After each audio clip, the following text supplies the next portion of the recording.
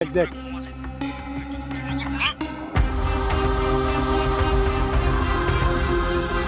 High রে, কোন আগুনটাই যেন আজকে লাগে রে।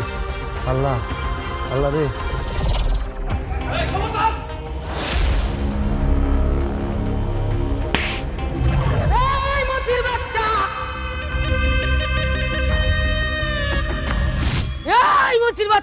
এত বড় সাহস, তোর এত বড় সাহস, তুই আমার মেয়েকে টাচ করছিস, আমার ছেলেকে টাচ করছিস। আজকে তোর এই হাত আমি ভেঙে ফেলবো, তোর হাত আমি ভেঙে ফেলবো, তোর হাত আমি ভেঙে ফেলবো।